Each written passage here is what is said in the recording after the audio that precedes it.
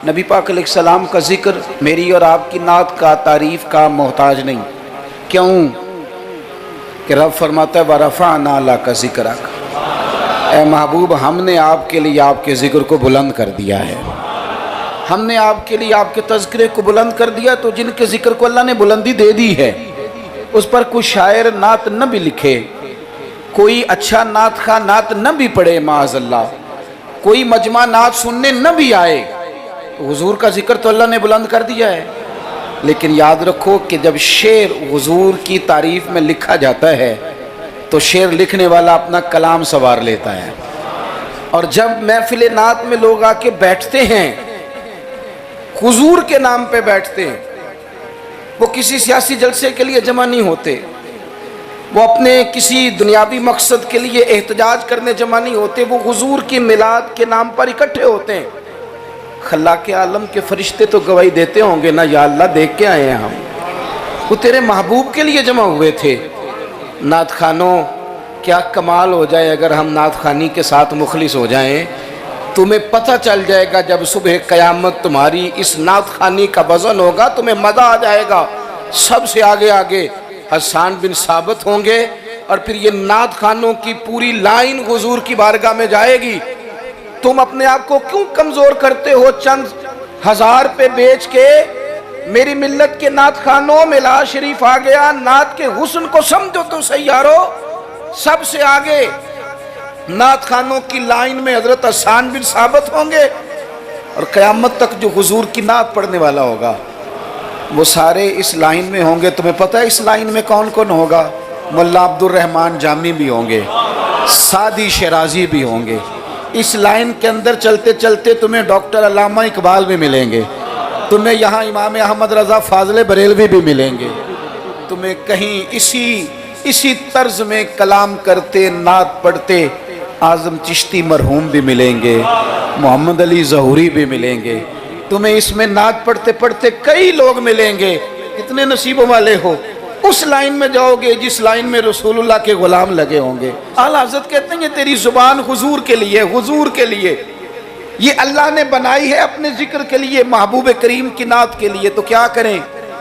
اور یار سارا دن اس نے باتیں تو کرنی ہیں، اللہ جانتا ہے یہ باتیں کرنے کا دور ہے، چپ نہیں بیٹھتے۔ بعض لوگوں کو کہنا پڑتا ہے کہ چل یار کوئی 10 منٹ چپ بھی کر جا، کوئی ہمیں بھی موقع دے تھوڑا سا بولنے کا، اور کوئی تو تھوڑی سی سن بھی لے کسی کی، کہنا پڑتا ہے۔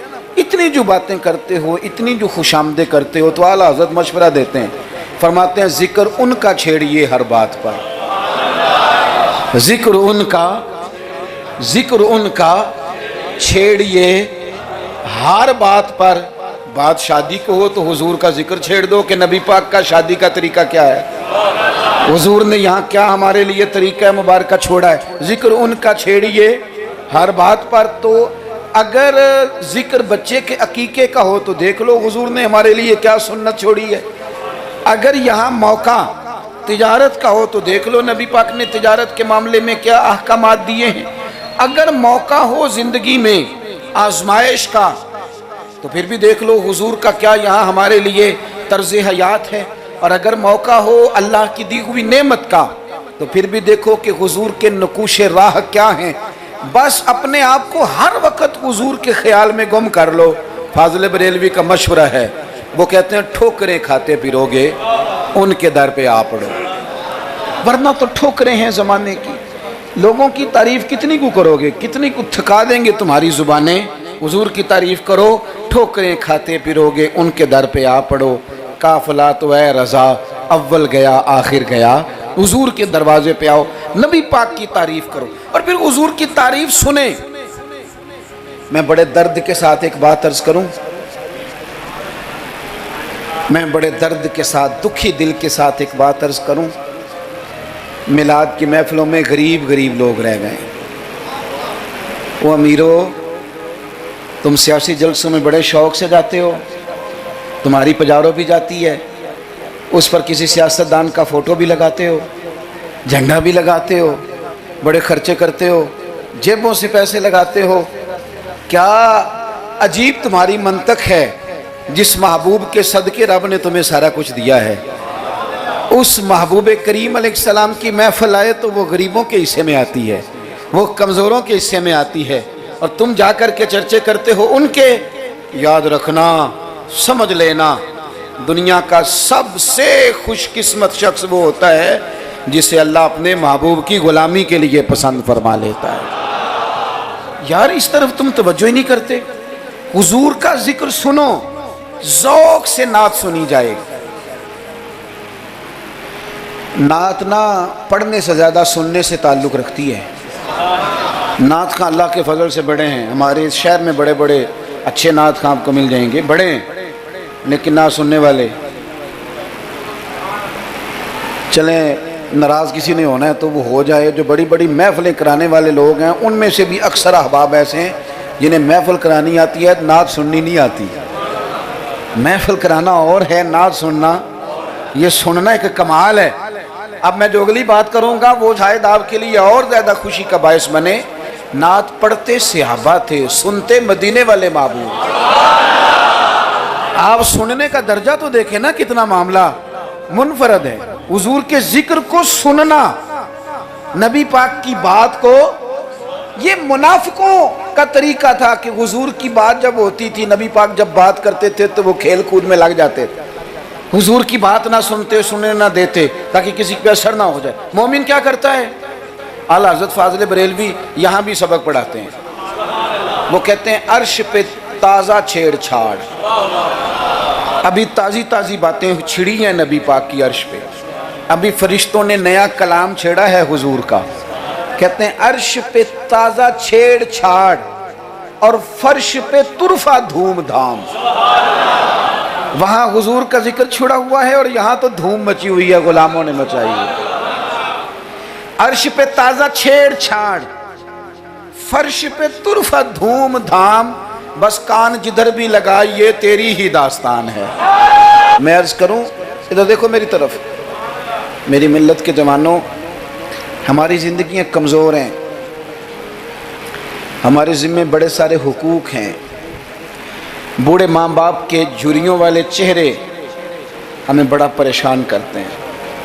کئی گھروں میں بہنیں ہیں، وہ آتے جاتے ان کے دبٹے کا وقار برقرار رہے، یہ ہمارے دلوں میں خواہشات چمکتی ہیں۔ بیٹی چھوٹی سی بھی آنگن میں دوڑ رہی ہو تو باپ نہ چھوٹی بیٹی دیکھ کے بھی کہتا ہے اللہ نصیبہ اچھا کر دو، اللہ اس پہ رحمت کرنا۔ اسے زمانے کی ہمارے ذمہ ڈیوٹیاں ہیں، ان ڈیوٹیوں کے لیے نا ہم اپنے گھر سے نکلے ہوئے ہیں۔ کوئی مزدوری کرتا ہے، کوئی محنت کرتا ہے، کوئی ادھر جاتا ہے، اس رستے میں نا ہمارا کئی لوگوں سے واسطہ پڑتا ہے۔ کچھ ہم سے اپنے قصیدے پڑھواتے ہیں، کچھ تعریفیں کرواتے ہیں، کئی جھوٹ بلواتے ہیں، کئی کہتے ہیں تو یہ والا کام کر پھر نوکری مل جائے گی، کئی کہتے ہیں تو میرے ساتھ لگ جا، تو کہہ کہ میں بڑا اچھا آدمی ہوں تو شاید میں تجھے کسی یورپ کے ملک کا ویزا دلا دوں۔ یہ جھوٹے ہیں سارے، یہ جھوٹی تعریف کرائیں گے، تیری زبان کو دھوکے کا عادی کر دیں گے، تیرے مزاج کے اندر ایسی چیزیں بھر دیں گے جو تیرے لیے نقصان کا باعث ہوں گے، یہ تجھے پتلی کا تماشا بنا دیں گے، ریموٹ کنٹرول بنا دیں گے۔ یہ دنیا تھکا مارتی ہے، یہ اتنا دیتے نہیں جتنا پریشان کرتے ہیں۔ یاد رکھو یہ ساری چیزیں دھوکہ ہیں۔ دنیا میں ایک دروازہ ایسا ہے جس کی تعریف کرو نا تو دنیا بھی آخری حد تک ملتی ہے، اور آخرت میں تو خدا پھر فضل ہی بڑا فرمائے گا، اور وہ دروازہ ہے مدینے والے محبوب کا، وہ نبی کریم کا دروازہ ہے۔ حضور کی جو تعریف ہے نا، جو نبی پاک کی چوکھٹ کی تعریف کرنے والے ہیں، حضور کے دروازے کی جو تعریف کرنے والے ہیں نبی پاک کی، ان میں سادے سادے لوگ بھی ہیں۔ مجھے نہیں پتا کہ زیادہ سریلا نعت خواں کون ہے، مجھے نہیں پتا آج کل زیادہ ریٹ کس کا ہے، میں نہیں جانتا، لیکن ایک بوڑھی سی اماں مدینہ شریف میں، سادی بالکل اور ان پڑھ بھی جملے پنجابی کے بھی ٹھیک نہیں ادا کرنے آتے۔ میں حضور کی بارگاہ کی حاضری دے کے آ رہا تھا تو بالکل باہر نہ مسجد نبوی شریف کے جنگلے سے باہر نکل کے وہ بوڑھی اماں، سادے سے کپڑے، پنجاب کی تھی، کسی گاؤں کی تھی، اور عمر بھی بہت زیادہ تھی۔ اس کے سادے سے جملے وہ دور بیٹھ کے نا، چونکہ قریب تو خواتین کا آنا درست ہے بھی نہیں اور وہ آنے بھی نہیں دیتے، پیچھے باہر ہم نکلے بازار میں تو وہاں نہ شاید کسی کا انتظار کر رہی تھی، بچے نے وقت دیا ہوگا کہ اماں تو یہاں بیٹھ جانا تو میں آ جاؤں گا، تو وہاں بیٹھی تھی۔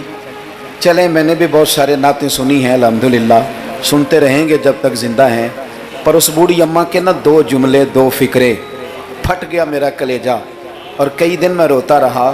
وہ اپنے لب و لہجے میں نا اپنے انداز میں، سادے کپڑے اس کے اور سادہ پرانا دوپٹہ، اور زمین پہ اسی طرح بیٹھی تھی جس طرح غریب لوگ بیٹھ جاتے ہیں روٹی کھانے کے لیے، مزدور بیٹھ جاتے ہیں۔ پتہ کیا کہہ رہی تھی؟ نعت کیا پڑھ رہی تھی؟ کیا اس کا انداز تھا نعت پڑھنے کا؟ وہ کبھی دیہاتوں میں سادی عورتیں جس طرح بات کرتی تھی، ہماری بوڑھی مائیں اس طرح وہ بات کر رہی تھی، اور اشارے کر کے نا مدینے کے در و دیوار کی طرف اپنا مزہ پورا کر رہی تھی۔ کہہ رہی تھی ویکھو نہیں ویکھو،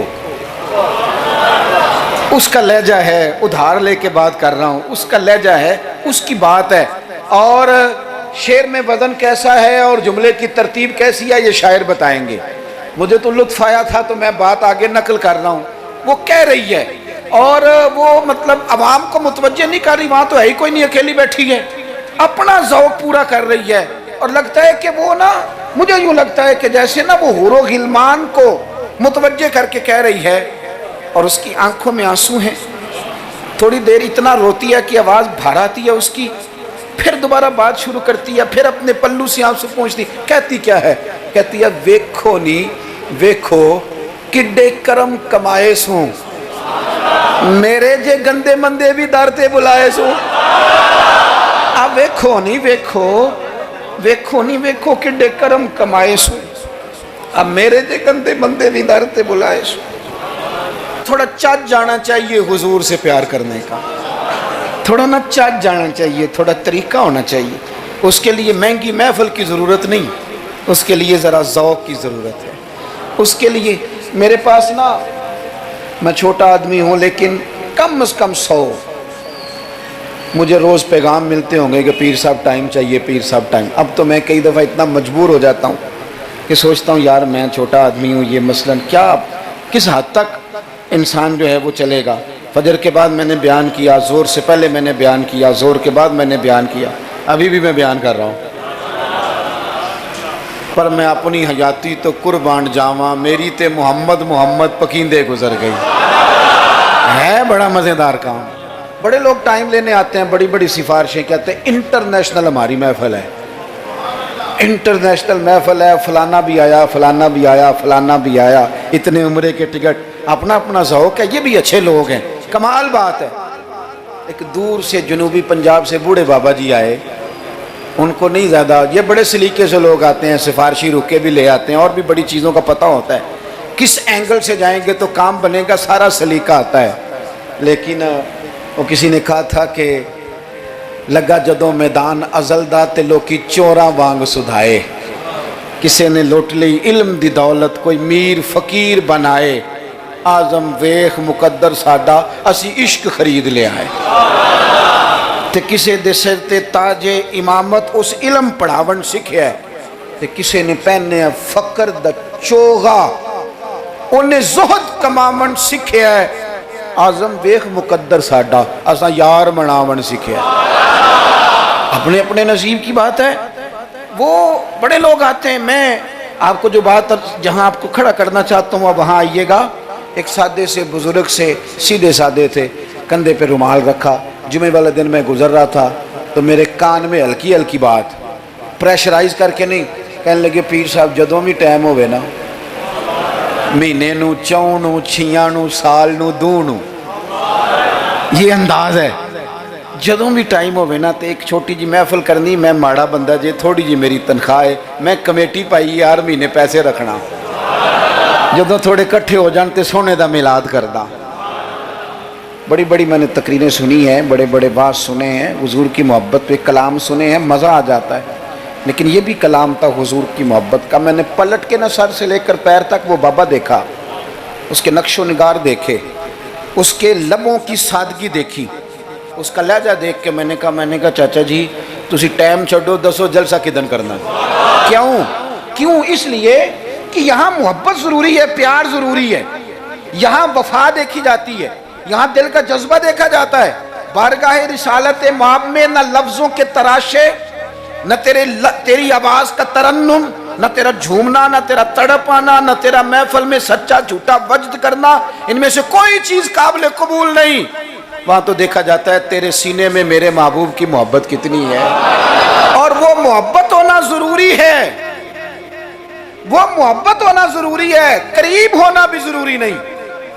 وہ محبت ہونا ضروری ہے، سامنے ہونا بھی ضروری نہیں. محبت تگڑی ہو، خالص ہو، رسول اللہ صلی اللہ علیہ وسلم کو ٹوٹ کے چاہا جائے. اگر غلام حضور تک نہ بھی نہ پہنچ سکے تو نبی پاک مولا علی اور فاروق اعظم رضی اللہ تعالی عنہما کو جبہ دے کے کہتے ہیں جا کے میرے اویس کرنی کو پہنچا دینا. جو چیز ضروری ہے اس پر توجہ دیں. اپنے سارے وجود کو حضور کی محبت میں ڈھال لیں، نبی کریم سے پیار کریں، اور اپنی روزمرہ کے معاملات میں ہر جگہ. آپ صرف طلاق کا مسئلہ ہی جا کے مولوی صاحب سے پوچھتے ہیں، آپ صرف یہی پوچھتے ہیں کہ جناب وہ فلانی چیز جو ہے وہ ہم نے ناراض نہیں ہونا. یعنی ہر مرد نے یاد کر لیا ہے کہ 4 شادیاں جائز ہیں.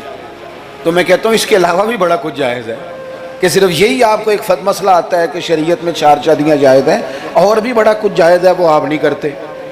یہی اپنی مرضی کی چیز یاد رکھنی ہے. کبھی جا کے مولانا سے ہر بات پوچھو، ان سے پوچھو مولانا دکان ڈالنے لگو میرے مدینے والے کا طریقہ کیا ہے. یہ بھی ذکر رسول ہے. آپ اپنے علامہ صاحب سے، خطیب صاحب سے پوچھیں کہ رب نے مجھے بیٹا دیا ہے، نام کس طرح رکھوں، میں اس کے سار کے بال کس طرح اترواؤں، عقیقہ کس طرح کروں، مجھے بتائیں. یہ بھی تو حضور کی سنت ہے، یہ بھی تو ذکر رسول ہے. آپ کو میرے بھائی کل والے دن اگر حضور کی نعت یاد آ رہی ہے تو بیٹے کی مہندی والے دن کیوں حضور کی یاد نہیں آتی. ہر مقام پر نبی پاک کا تذکرہ، اور شوق سے اور ذوق سے اور تڑپ سے اور کیفیت کے ساتھ، خالی نعرے نہیں. کچھ جگہیں ایسی ہوتی ہیں جہاں بندے کی باڈی لینگویج بھی بتاتی ہے، لفظ ساتھ نہ بھی دیں اس کا وجود بتاتا ہے کہ اسے پیار ہو گیا حضور سے، اس کی طبیعت بتاتی ہے. آپ دیکھیے ہمیں کتابوں میں ملتا ہے سیاستہ کی صحیح روایات میں کہ یہودیوں کا ایک بچہ تھا. وہ چھوٹا بچہ تھا، وہ کہ لمبی چوڑی بات کرنے کی پوزیشن میں نہیں تھا، بس آ کے نا حضور کے سامنے کھڑا ہو جاتا. اور شارحین کہتے ہیں زیادہ پتہ وہ ڈیوٹی کیا کرتا تھا، بس محبوب کا چہرہ دیکھتا رہتا ہے، بس دیر تک نا حضور کو دیکھتا رہتا. نبی کریم کبھی کبھی کوئی کام بتاتے تو کر آتا، یہودی کا بیٹا تھا، پیار ہو گیا اسے نبی پاک سے. آپ کے بیٹے کو بھی ہو سکتا ہے، میرے بیٹے کو بھی ہو سکتا ہے. شرط یہ ہے کہ وہ اپنے ابا سے حضور کی نعت سنے. اس نے اپنے ابا سے دولت کی تعریف سنی تو اسے دولت سے پیار ہو گیا. اس نے اپنے ابا سے سنی نا بات کہ فلانے کا بیٹا ڈاکٹر بن گیا تو پیسے بڑے کما رہا ہے، فلانے کا بیٹا کاروباری ہے تو آگے بڑا گزر گیا. جو سنا سو اس کے دل میں آ گیا. اگر یہ سنے گا تو حضور کا پیار بھی آ جائے گا. وہ نبی کریم کی بارگاہ میں کھڑا رہتا ہے، حضور کی زیارت کرتا ہے، خدمت کرتا ہے یہودی کا بیٹا. میرے محبوب بڑے کریم ہیں. میں بڑی ذمہ داری سے آپ کو عرض کرتا ہوں، حضور بڑا ہی اجر عطا کرتے ہیں. وہ یہودی کا بیٹا تھا، بیمار ہو گیا، قربان جائیں. 2-1 دن نظر نہیں آیا تو حضور فرمانے لگے چلو نا تیمارداری کرنے چلے. حضور تیمارداری کرنے کیسے نصیب ہیں، کیسی خوشبختیاں ہیں. سرکار سرانے بیٹھے ہیں، نبی کریم علیہ السلام کرم فرما رہے ہیں. حضور کی وہ محبت دیکھی نا تو وہ غریب یہودی، اسے پتا تھا سرداروں کے طریقے کیا ہیں، اسے پتا تھا چودھریوں کے سلیقے کیا ہیں، اسے خبر تھی کہ خان ہو تو ان کے مہمان بھی کوئی خان ہی ہوتے ہیں. انہیں خبر تھی کہ عام لوگوں کا طرز حیات کیا ہے. لیکن وہ سمجھ گیا کہ میرے جیسے غریب کے بچے کی تیمارداری کرنے جو آئیں وہ دنیا دار نہیں، وہ اللہ کے سچے رسول ہیں. حضور صلی اللہ علیہ وسلم نا چھوٹے بچے سے بات کر رہے ہیں. ادھر دیکھنا میری طرف، چھوٹے بچے سے. اب میں نے جو بات کہنی ہے اگر آپ کی سمجھ میں آ گئی تو ٹھیک ہے، نہ بھی آئی تو بات ٹھیک ہے. پیار نبی پاک سے خالص کرنا، انشاءاللہ رسول پاک تیمارداریاں فرمائیں گے، کرم نوازیاں فرمائیں گے. پیار خالص کرنا، نیرا نعرہ نہ لگانا، صرف تقریر میں بات نہ رہے، نکابت، خطابت اور یہ مائع کی حد تک چیزیں نہ رہ جائیں، کوئی اس کا عملی ثبوت بھی ہمارے سامنے آئے۔ حضور اس بچے سے بات کر رہے ہیں، فرماتے ہیں کلمہ نہیں پڑھ لیتا؟ قربان جائیں، کسی کو ابا نے کلمہ پڑھایا، کسی کو اماں نے پڑھایا، کسی کو مفتی صاحب، پیر صاحب، علامہ صاحب، صوفی صاحب، درویش نے پڑھایا، اس کے بھی تو ذرا نصیب دیکھو نا، کلمہ نہیں پڑھ لیتا۔ تو اس بچے نے نا نظروں ہی نظروں میں اپنے باپ کی طرف دیکھا، پڑھ لوں کلمہ، نظروں ہی نظروں میں پوچھ رہا ہے۔ تو والد کو بھی پتا تھا نا کہ یہ کون ہے، ایسے تھوڑی کوئی آ جاتا ہے تیمارداری کرنے۔ بڑے پیارے ہوتے ہیں بچے ماں باپ کو۔ تو باپ نے آگے بڑھ کے اس بچے کی پیشانی پہ ہاتھ رکھا، کہنے لگے پتر جس طرح یہ کہتے ہیں نا ویسے ہی کر لے، آپ پیار تو خالص کریں نبی پاک سے۔ حضور نے کلمہ پڑھایا، وہ شخص کلمہ پڑھ کے مسلمان ہو گیا، اس کی روح پرواز کر گئی۔ بڑا نصیبہ والا تھا جس کا جنازہ بھی مدینے والے محبوب نے پڑھا، جس پر کرم نوازیاں بھی حضور نے فرمائی۔ میرے بھائی، حضور کے ساتھ پیار ہو۔ اپنے گجرانوالہ میں ایک دن سفر کر رہا تھا تو روڈ سے نیچے اترا ہوں، بالکل عین فجر کے بعد مجھے کہیں دور جانا تھا، تو سامنے نا بڑا سارا لکھا ہوا تھا، کیا آج آپ نے درود شریف پڑھا ہے؟ وہ پڑھا، میں نے پڑھا تو میں نے درود شریف پڑھنا شروع کر دیا، یعنی جاری ہو گیا۔ جس نے لکھا ہے اللہ اسے جزا عطا کرے، جس نے لکھا ہے اللہ اسے۔ یہ مسجد میں کسی جگہ نکلتے وقت، آتے وقت، جاتے وقت، دکان پہ آپ درود شریف لکھ دیتے ہیں نا، ایک دفعہ تو بندہ نظر اٹھاتا ہی ہے نا پڑھنے کے لیے۔ تو آپ بتائیں اگر کسی نے دیکھ کے ایک دفعہ بھی پڑھ لیا تو لکھنے والے پر اللہ کتنا فضل فرمائے گا۔ درود و سلام نہ طبیعت کو میٹھا کر دیتا ہے، طبیعت کو ٹھنڈا کر دیتا ہے۔ مولانا ابو نصر رحمت اللہ علیہ وہ فرمایا کرتے تھے، کہتے تھے میں رات کو نا کبھی کبھی مدینہ شریف نکلتا تھا تو ایک درویش دودھ لے کے باہر آیا کرتا تھا، دودھ لے کے وہ باہر نکلتا تھا تو پتہ کہتا کیا تھا؟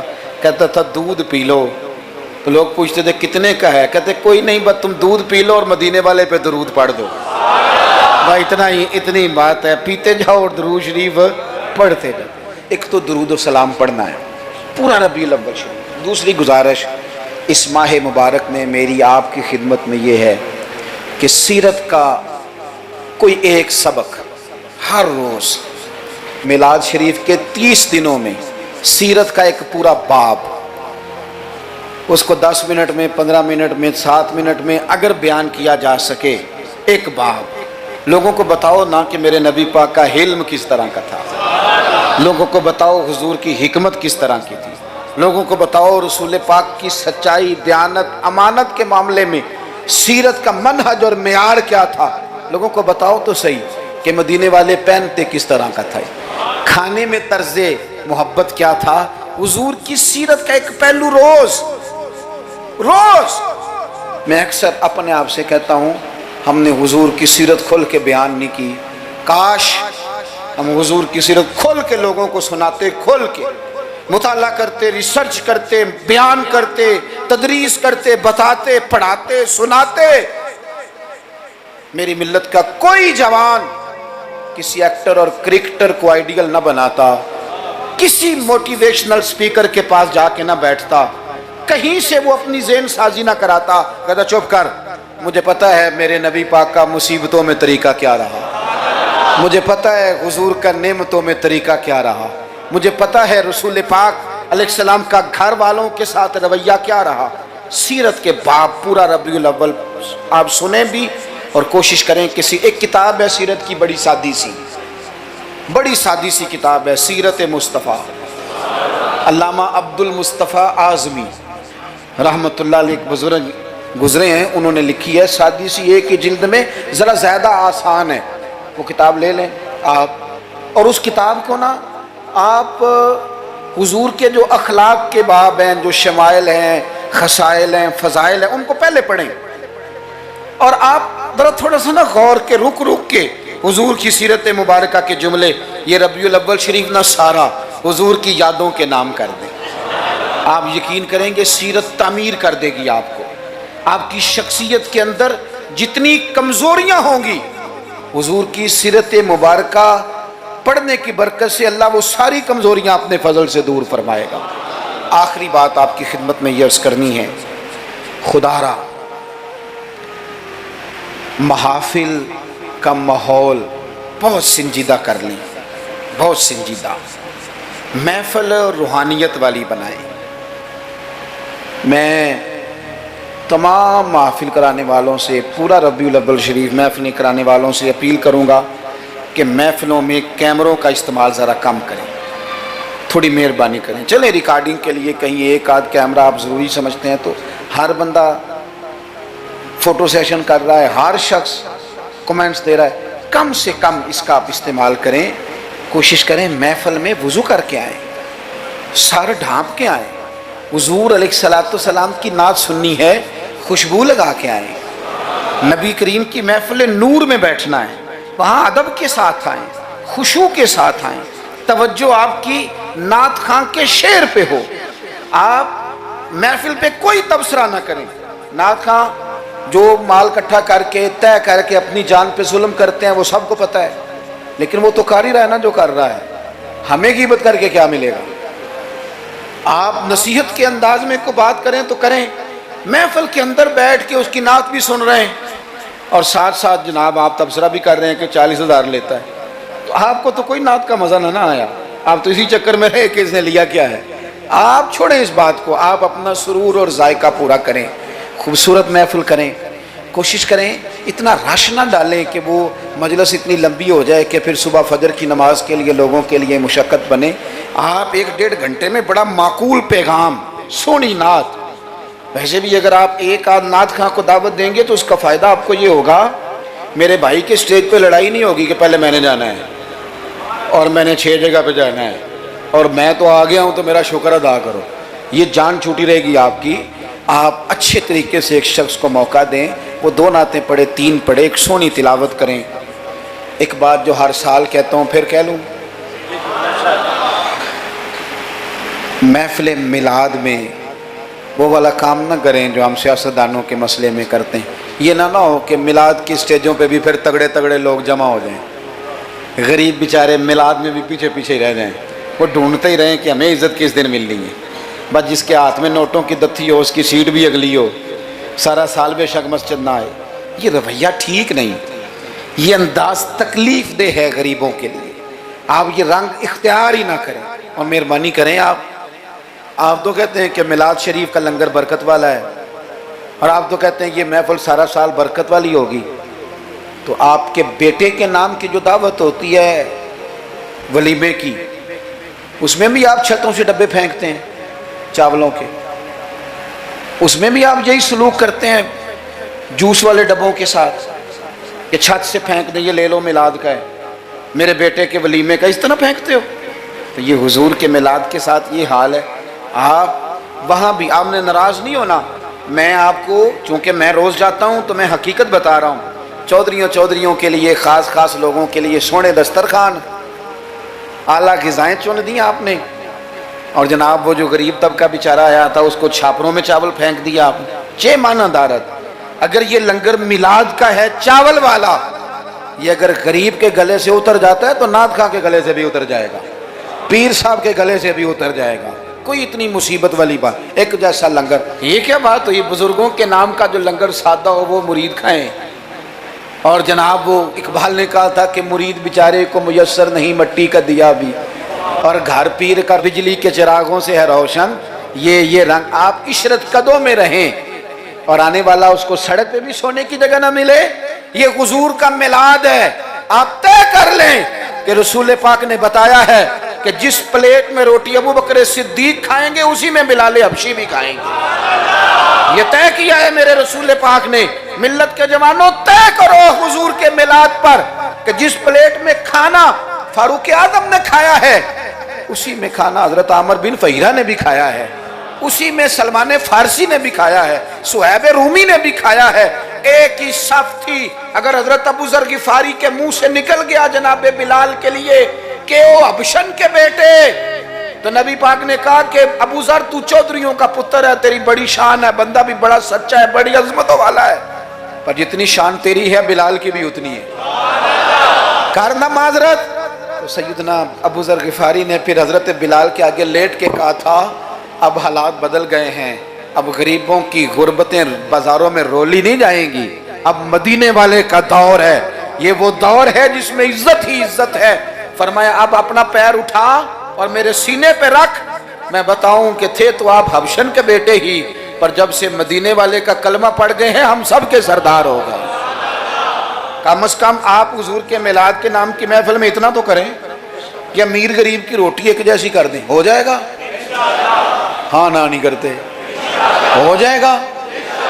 یہ کم از کم اتنا تو کریں نا، آپ سادہ کریں چیزوں کو اور غریبوں کو بٹھا کے نا، یہ بڑا کمال ہوگا۔ روز محفل ہونی ہے، سونا لنگر، صاف ستھرا، اور امیر روز ہی گوشت کھاتے ہیں۔ آپ جب بہترین گوشت ڈال کے کھانا پکائیں تو وہ بیچارہ غریب جو مزدوری کر کے آئے، جس کے بچے ہفتے کے بعد بھی گوشت نہیں کھاتے، وہ بھی ذرا اپنے تینوں بیٹے لے کے آئے، پلیٹ میں بیٹھ کے لنگر کھائے، اور اس کے 2 بیٹے پوچھے ابا جی آج بڑا مزہ ہے روٹی کا، تو وہ کہے پتر آج میلاد مصطفیٰ ہے میرے نبی پاک، آج محفل ہے حضور کے نام کی۔ مجھے لگتا ہے کہ وہ 3 سال کا بچہ بھی منہ کے اندر بوٹی رکھے ہوئے بھی یاد کر لے گا کہ جب حضور کا میلاد ہوتا ہے نا، پھر غریب امیر کٹھے بیٹھ کے کھانے کھاتے ہیں، یہ وہ یاد کر لے گا اور اسے ہمیشہ یاد رہے گا۔ آپ یقین کریں آج تقریر شکریر نہیں، موضوع نہیں، آج تو میں جذبات کا اظہار کر رہا ہوں، پہلی محفل میلاد میں حاضر ہوں، جذبات کا اظہار کر رہا ہوں اور آپ کو سبق دے رہا ہوں کہ پورا مہینہ کس طرح کر کے چلنا ہے۔ سونا ذکر کرنا ہے انشاءاللہ پورا مہینہ، اور سونی نعتیں پڑھنی ہیں انشاءاللہ، صبح و شام درود شریف پڑھنا ہے انشاءاللہ تعالی، اور انشاءاللہ تعالی مٹھائی کھانی بھی ہے، کھلانی بھی ہے انشاءاللہ، پورا لطف۔ مجھے ایک صاحب کہنے لگے، دلیلیں اپنی جگہ ہوتی ہیں، مجھے کہنے لگے ویسے آپ کے میلاد کے بارے میں جذبات کیا ہیں، آپ کے جذبات کیا ہوتے ہیں ربیع الاول میں؟ میں بات ختم کرنے لگا ہوں۔ میں نے انہیں کہا کہ میں کسان کا بیٹا ہوں، میرے ابا جی نا کھیتوں میں کھاد بکھیرا کرتے تھے، کھاد کھلاری دی تھی نا، تو وہ ایک طریقہ تھا ان کا کہ وہ نا لے کے نا پرنا رومال تو گلے کے ساتھ باندھ لیتے تھے، یوں پیچھے یہاں باندھ لیتے تھے اور آگے سے اس کو پکڑ لیتے تھے، اس میں کھاد ڈال لیتے تھے، تو پھر اس میں سے نکالتے رہتے تھے اور کھیتوں میں۔ میں نے اس سے کہا کہ یہ جو تو کہتا ہے نا کہ تیرا میلاد کے بارے میں جذبہ کیا ہے، تو میں نے کہا میرا میلاد کے بارے میں جذبہ یہ ہے کہ میرا دل کرتا ہے 12 ربیع الاول کو فجر پڑھوں اور وہ رومال گلے میں باندھ لوں، اس کے اندر مٹھائی ڈال لوں اور گلی گلی نکل جاؤں اور ہر ایک کے منہ میں لڈو ڈال کے کہوں کھا آج میرے نبی کا میلاد۔ میرا جذبہ ہے میلاد کے لیے، یہ میرا جذبہ ہے۔ کیوں؟ اس لیے کہ چمک تجھ سے پاتے ہیں سب پانے، میرا دل بھی چمکا دے چمکانے والے، تو زندہ ہے واللہ تو زندہ ہے واللہ، میرے چشم عالم سے چھپ جانے والے۔ اور پھر اعلیٰ حضرت فرماتے ہیں کہ تیرا کھائیں تیرے غلاموں سے الجھے ہیں منکر عجب کھانے غرانے والے۔ عجیب تماشا ہے، حضور کا کھا کے حضور کے غلاموں سے الجھتے ہیں، اے منکر عجب کھانے غرانے والے۔ اور کمال کر دی، کہنے لگے رہے گا یوں ہی ان کا چرچا، رہے گا یوں ہی ان کا چرچا، رہے گا یوں ہی ان کا چرچا رہے گا، وہ پڑے خاک ہو جائیں جل جانے والے، رہے گا یوں ہی ان کا پڑے خاک ہو جائیں جل جانے والے۔ اور پھر فرماتے ہیں کہ ان کی مہک نے دل کے گنچے کھلا دیے، وہ جس راہ چل دیے ہیں کوچے بسا دیے ہیں، ان کی مہک نے دل کے گنچے کھلا دیے ہیں، جس راہ چل دیے ہیں کوچے بسا دیے ہیں۔ اور کیا خوب کہا، فرمانے لگے فاضل بریلوی رحمت اللہ تعالی علیہ کہ میرے کریم سے گر قطرہ کسی نے مانگا دریا بہا دیے۔ اگر میں اپنے لفظوں میں سمجھانے کے لیے کہوں تو کہوں گا اس کی طرف جس نے مانگا تھا، اس کی طرف دریا بہا دیے، دربے بہا دیے ہیں۔ بھائی خوب حضور کا ذکر کریں، لیکن سنت کی، شریعت کی، دین کی مکمل پیروی کریں۔ اللہ کے حضور دعا کرتا ہوں جو کہہ سکا ہوں اللہ قبول، جہاں ہم بھول گئے اللہ ہم سے درگزر فرمائے۔